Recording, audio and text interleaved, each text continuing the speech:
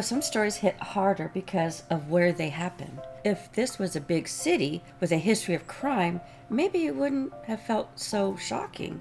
But this story happened in Martin, Ohio, a place that doesn't usually make the news. Martin isn't even a town in the official sense. It's an unincorporated farming village tucked into Idaho County, up in the northwestern corner of the state. Fewer than 500 souls. The kind of place you would drive through in a couple of minutes and not realize you've even been through it. A church, a few homes scattered along the highway, cornfields stretching out in every direction. With its close proximity to Lake Erie and the natural beauty of the surrounding landscapes, the area offers residents and visitors a unique blend of outdoor recreation, scenic views, and a strong connection to nature. But if you blink, you just might miss it. Ottawa County itself is small. It's about 40,000 souls spread across a farmland, small towns. Up by the water, you'd find fishing villages and marinas. Inland, it's all agriculture, soybeans, corn, livestock. The land used to be swamp back in the early days, the Great Black Swamp. They drained it about in the 1800s, and what was left behind became the richest farmland in Ohio. That's the foundation of life here, the 3 F's: farming, faith, and family. And maybe a little fishing if you're close enough to the lake. It's simple, it's steady, and for people who grow up here, it's safe. Or at least it used to be. Just a few miles away, off the road, Sundays in Martin are quiet. You hear church bells, families, gatherings after service for big lunches. People share pies at potlucks. Choir practice isn't just an event, it's a routine, part of the heartbeat of the village.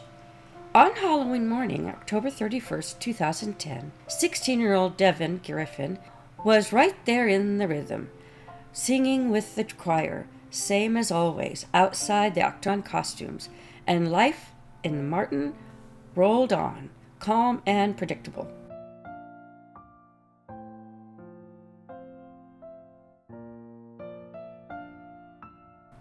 Just a few miles away, off Route 2, stood Liske family. Modest place, set back in the road, surrounded by fields. To Susan and Bill and the boys, it was meant to be their sanctuary, the kind of house where you feel protected simply because of where it is. Out here, there isn't much crime. The sheriff's office nearby, Port Clinton, usually handled things like DUIs or small-town disputes. Violent crimes? Triple murders? That just didn't happen at all in Ottawa County, which is why when it did, the shock waves didn't stop at Martin. It rippled through the entire region. And that's what makes the story so haunting, because Halloween's supposed to be fun.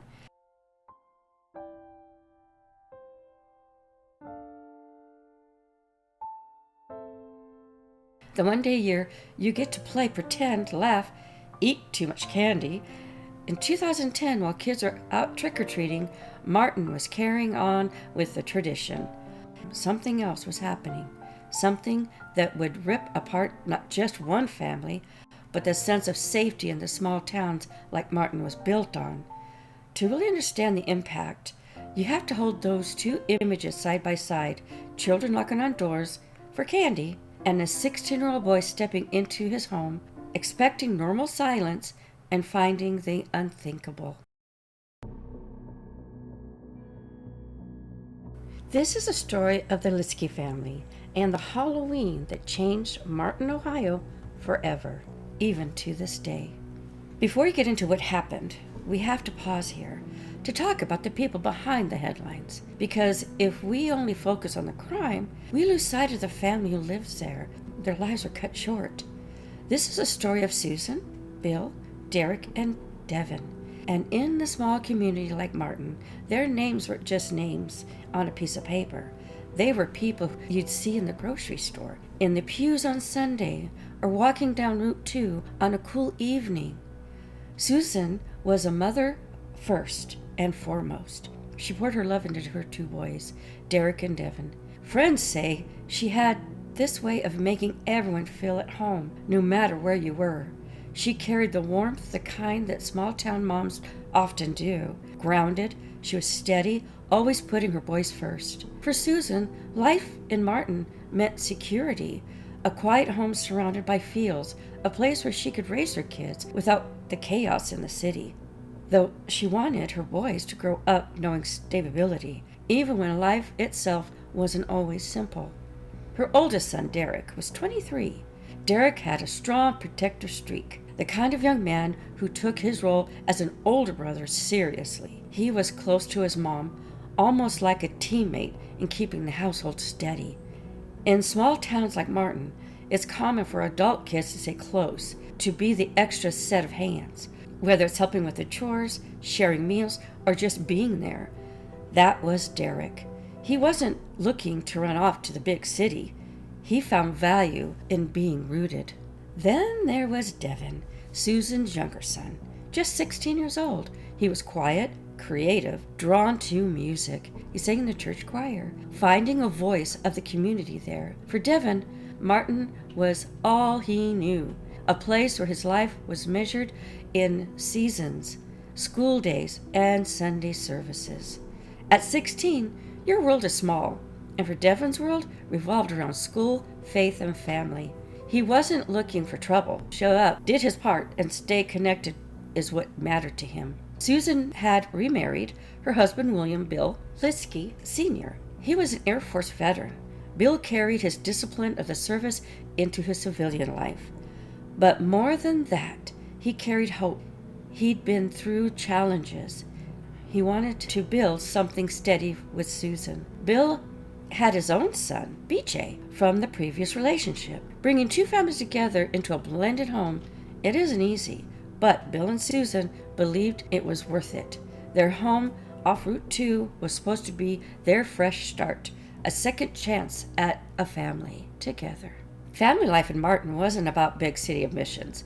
It was about showing up for each other, sharing meals, chores, in the yard, Sunday mornings at church, holiday traditions that looked the same year after year. Liske and the Griffins, life was ordinary in the best way. Laughter around the table, small town routines, faith and resilience woven into the everyday life. They weren't perfect, but they had the things that mattered: love, connection, and a place to call home. And all this framed by Martin itself, a quiet village where horizon is filled with crops instead of skyscrapers, and where neighbors still wave at each other in passing cars. This was the world of Liske family lived in, a world where their family meant something, where everyone knew Susan's warmth, Derek's loyal, Devon's music, and Bill's steady presence. And that's why this tragedy came. It didn't just take 3 lives, it shook the foundation of the entire community, because Martin, Ohio, where life was supposed to be safe and predictable, become the greatest source of heartbreak.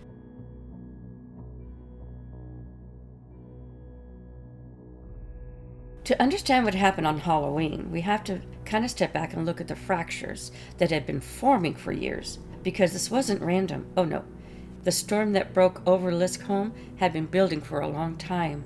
At the center of this was William Jr., BJ, the son from a previous relationship. And the truth is, BJ's story is one of illness, violence, and missed opportunities, moments where intervention might have changed everything, but never did. BJ's early years were marked with instability. He struggled with a mental illness from a young age, eventually diagnosed with schizophrenia disorder, a condition combining symptoms of schizophrenia with mood disorder episodes.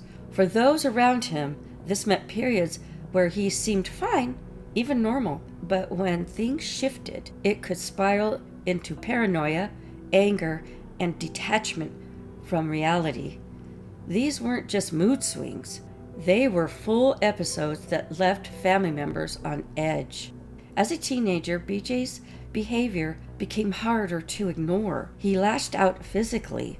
There were assault charges in the early 2000s reported that he was violent confrontations of both his stepmother and even his own father. At times he would get help, hospitalization, medications, brief periods of calm, but the cycle always returned to violence, restraint, release, and repeat. The people who loved him walked a tightrope, wanting to believe he could improve, but fearing the next eruption, Bill, his father, refused to give up.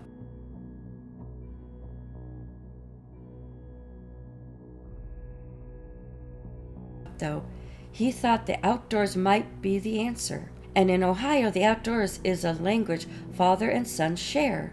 Hunting cabins, deer seasons, cold mornings in the woods. Bill brought BJ to the family remote hunting cabin in Carroll County, hoping that away from the noise, away from the stress, BJ might find peace. For a while, maybe it seemed to help. Those trips gave them shared experiences, small victories, but the truth was, the illness didn't stay behind when they left the woods. It followed them home.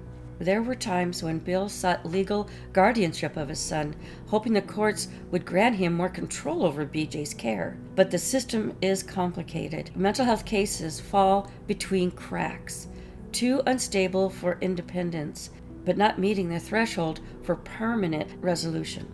And as for BJ's drifting between half measures, supervised care, brief treatments, probation periods, never enough to stop the discipline, always just enough to keep him on the edge of the family's life. When Bill remarried Susan, the hope was that BJ could eventually blend into his new vision of family, but Susan and her boys often bore the brunt of his outburst. There were incidences, door slams, voice raised, moments where Susan admitted she was afraid of BJ being in the house.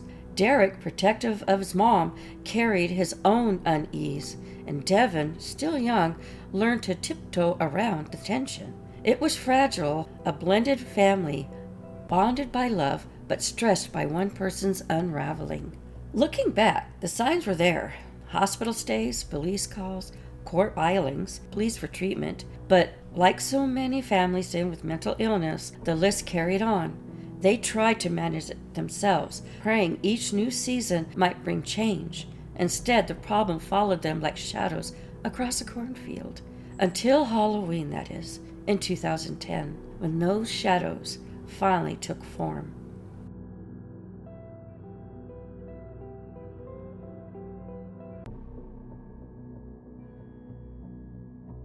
BJ's story isn't just about one person's struggles. It's about how untreated illness, unchecked violence, and unresolved pain can spiral into tragedy. On October 30th in 2010, that spiral was nearing its end.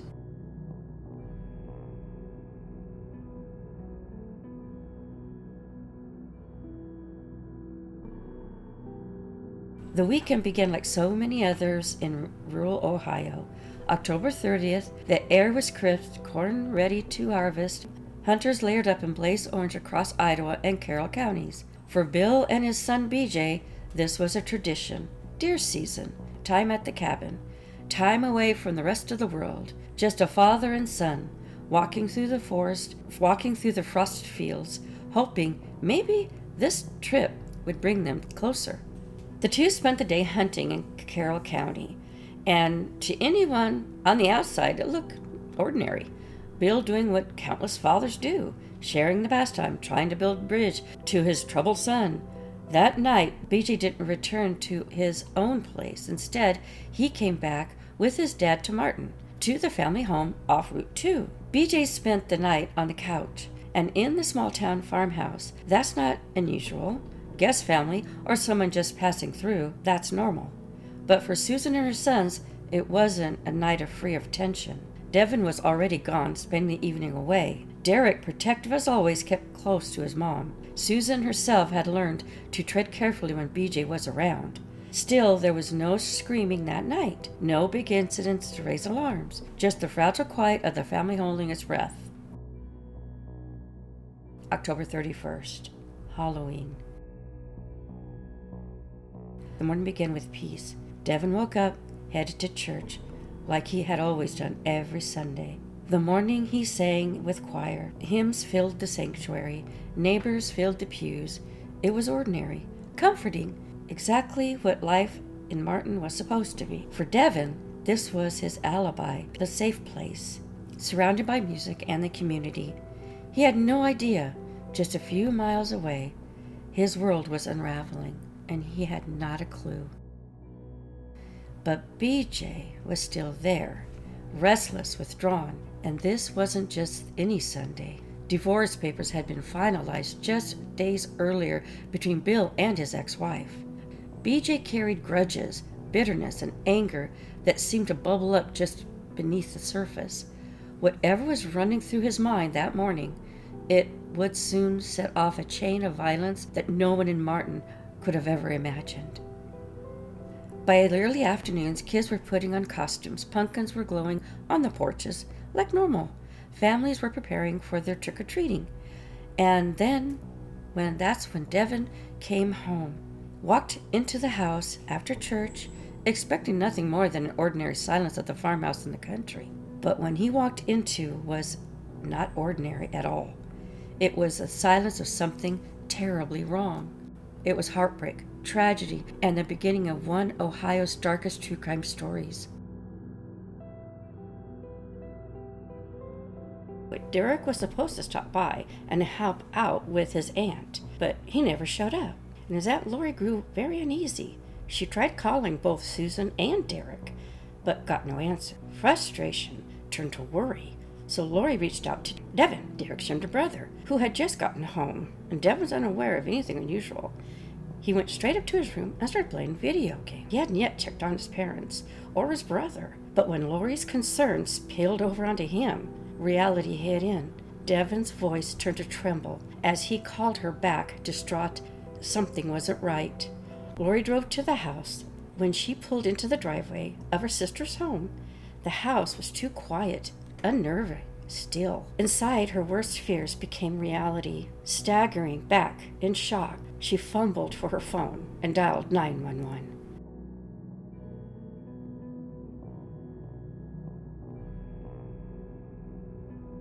We need an ambulance and the sheriff to show up, please. Where's the blood? Devon, where's the blood? It's on the bed. In their house? In their bed? She said it's in their bed. Okay.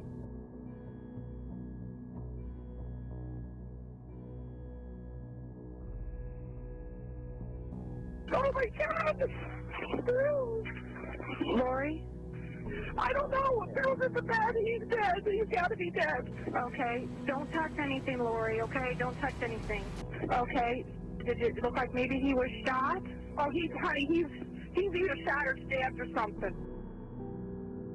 Her voice trembled but urgent, carried the weight of the terror as she tried to explain what she had found. And then, in a moment, what would shape the direction of the investigation, Lori gave the dispatcher a name.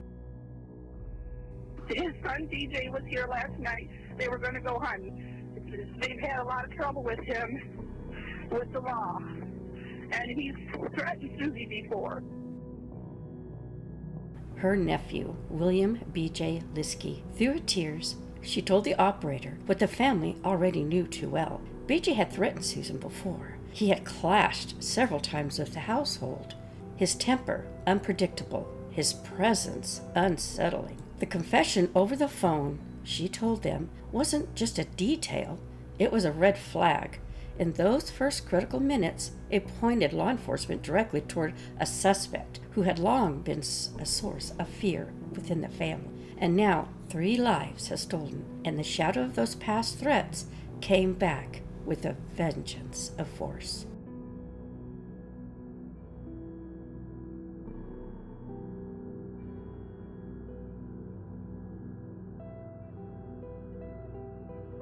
What Devon saw that morning would never leave him. It became a scar etched not just in his memory, but in his soul. In one room he found his older brother, Derek, gone, just 23 years old. The brother who had been like a shield for him, the one who always looked out for their mom. Devon thought he was just sleeping at first. The brain wants to trick you, to protect you from what you're seeing, but the truth is undeniable. He searched further, and that's when he found his mom and his stepdad were gone. 3 lives taken, a home that should have been safe returned to a scene of horror. But the truth was undeniable. The woman who had been his constant, the one who encouraged his music, who made their house feel like home. And then the stepfather, Bill, the man who tried to hold their blended family together, to make peace where there was tension. He was gone as well. 3 lives taken. A home that should have been safe turned into a scene of horror. And here was Devon, standing in the middle of it. On the day children were dressing costumes and filling candy buckets, Devon was realizing that his family was gone. All of them. What he had seen. His mother, his brother, his stepfather.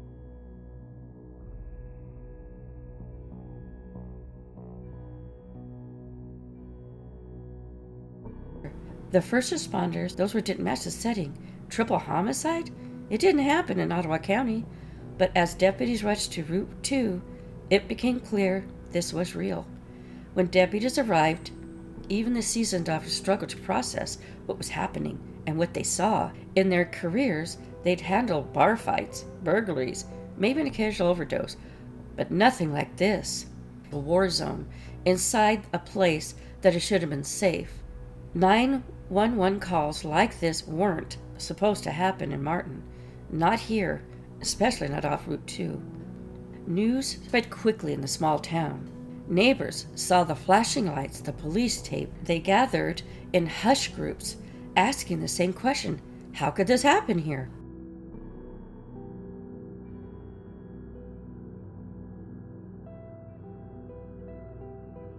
It wasn't random.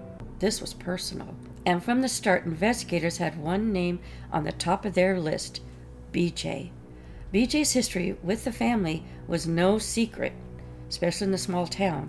Deputies knew about the prior domestic disputes. They knew about the violent outburst. They knew Susan had once admitted she was afraid of him.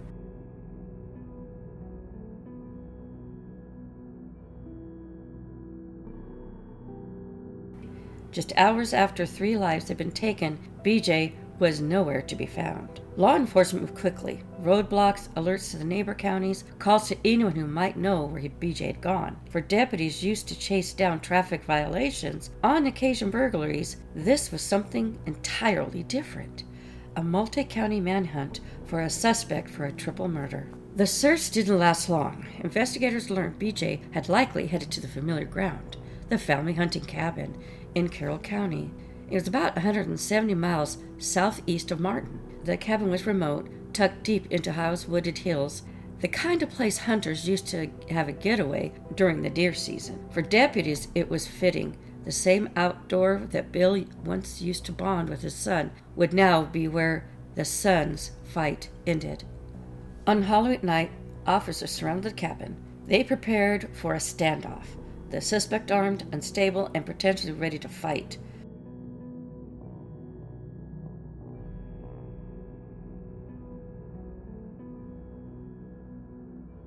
When they entered, BJ didn't resist. He was taken into custody quietly, considering the destruction he left behind. From Martin to Carroll County, the manhunt was over. The prime suspect was in hand.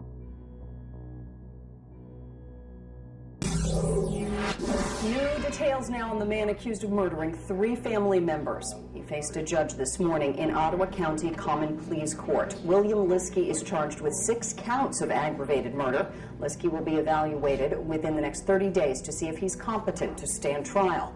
The 24-year-old's accused of murdering his father, William Liske, his stepmother, Susan, and her son, Derek. All 3 were found dead in their Jerusalem Road home on Halloween. If Liske is found guilty on all the charges, he could face the death penalty. He's behind bars right now on $3 million bond. As word spread, the shock deepened. Families who had sent their children trick-or-treating that night were now gathered in disbelief, whispering about the horror that had just unfolded just down the road. For Martin, though, this wasn't just a crime scene.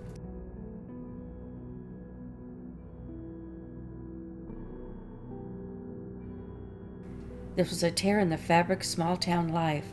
If violence like this could happen here, in a quiet farmhouse off of Route 2, no one can feel safe anywhere. The arrest was only the beginning. BJ was charged with 3 counts of aggravated murder for the death of Susan, Derek, and Bill. On top of that, prosecutors added charges of kidnapping and burglary. Each count carried heavy weight, and possibly for the death penalty. The courtroom atmosphere was heavy. On one side, grieving family members. On the other, a defendant with a long history of mental illness and violence. And in the middle, the community, desperate for closure and answers. Family members spoken about who Susan and Bill and Derek really were. They weren't just names in a legal file. They were a mother, a father, a son, woven into a life. Susan's relative described her warmth, her steadiness, her presence. Family and friends of Derek remembered his loyalty. Devon, just 16, carried the weight of being the only one who discovered them. Every word was a reminder that these weren't statistics. They were lives stolen.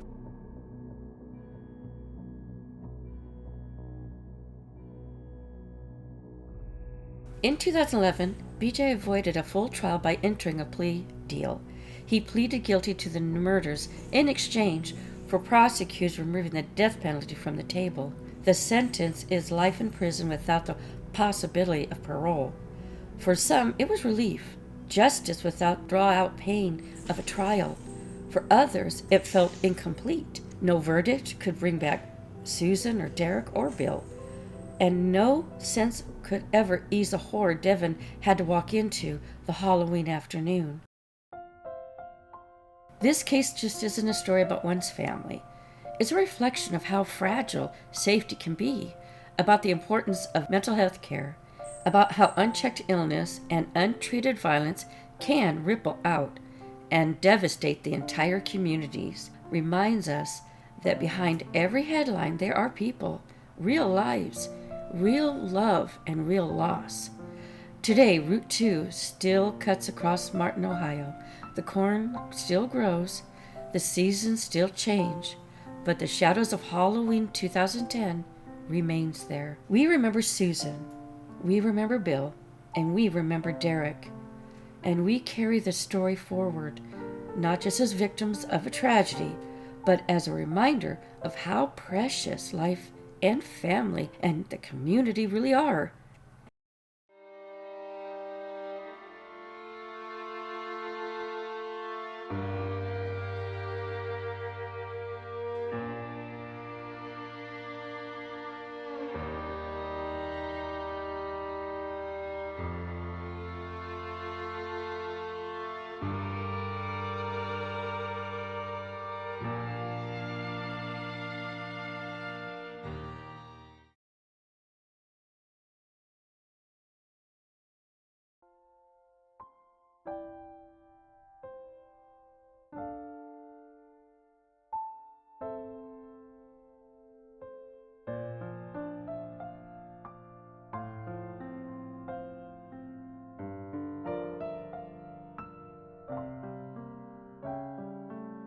This is it for this day, guys. And if you'd like to see more cases covered with care and respect, don't forget to subscribe to When Darkness Falls.